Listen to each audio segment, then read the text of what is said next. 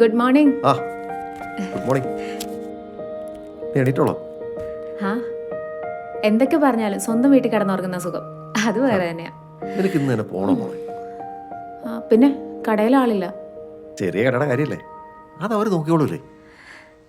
അതുള്ളതുകൊണ്ടാ എൻ്റെ കാര്യങ്ങളൊക്കെ നടന്നു പോകുന്നത്. നിനക്ക് ഇതിൻ്റെയൊക്കെ വല്ല ആവശ്യമുണ്ടോ?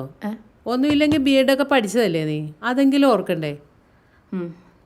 അർജുനും വീട്ടുകാരും ജോലിക്ക് വേണ്ടി വീട്ടിൽ ഇരിക്കാൻ പറഞ്ഞപ്പം ഇവിടെ ആർക്കും ഒരു പ്രശ്നം ഉണ്ടായിരുന്നില്ലല്ലോ.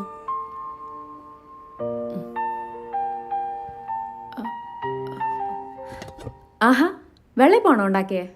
ആ, നിനക്കതല്ലേ ഇഷ്ടം. ആഹാ, മുട്ടക്കറി ഉണ്ടോ? ആ ഉണ്ട്, പോയി കൈയഴിച്ചു വാ. അടിപൊളി, താങ്ക് യു.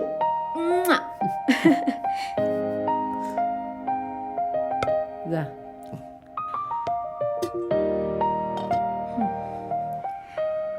അച്ചക്കറി.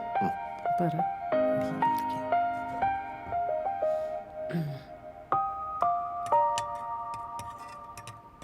മോളെ ഇത് നോക്കിയേ. ഇതാരാ? ഇത് അരൂരുള്ള മാധവേട്ടൻ്റെ മോൻ സിദ്ധാർത്ഥ്. അച്ഛൻ ഈ ഇടക്ക് മാധവേട്ടനെ ഒന്ന് കണ്ടായിരുന്നേ. അപ്പോഴാണ് അവൻ്റെ കാര്യം പറയുന്നത്. അവനിപ്പോൾ ഡിവോഴ്സൊക്കെ കഴിഞ്ഞിട്ട് നിൽക്കുകയാണ്. 6 വയസ്സുള്ളൊരു കുട്ടിയുണ്ട്. അവരാണിപ്പോൾ കല്യാണമൊക്കെ നോക്കുന്നുണ്ട്. നിന്റെ എല്ലാ കാര്യവും അവർക്കറിയാം. നിന്റെ കുറവൊന്നും അവർക്കൊരു പ്രശ്നമല്ല. കുറവോ? എന്ത് കുറവാമ്മ എനിക്കുള്ളേ? അത് കുട്ടികൾ ഉണ്ടാവില്ല എന്നുള്ളതാണോ നിങ്ങൾ എനിക്ക് കണ്ട കുറവ്?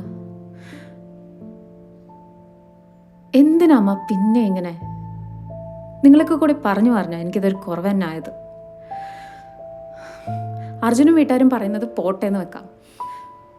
നിങ്ങളോട് ഇങ്ങനെ പറഞ്ഞാൽ എങ്ങനെയാ? അച്ഛൻ, ഞാൻ ഓൾറെഡി ആ ട്രോമയിൽ നിന്ന് പുറത്ത് വന്നതാ. വെറുതെ എന്നെ ഇങ്ങനെ ഓർമ്മിപ്പിക്കല്ലേ. എനിക്കിപ്പോൾ അതൊരു കുറവല്ല. അല്ല മോളെ, അമ്മ അങ്ങനെ വിചാരിച്ചൊന്നും പറഞ്ഞതല്ല. വേണ്ട അച്ഛാ, എനിക്കൊന്നും കേൾക്കണ്ട. വന്ന് വിളിച്ചപ്പോൾ ഞാൻ കരുതിയത് സ്നേഹം കൊണ്ടായിരിക്കുന്ന. ഇതിനു വേണ്ടി ആയിരിക്കുമെന്ന് ഞാൻ വിചാരിച്ചില്ല.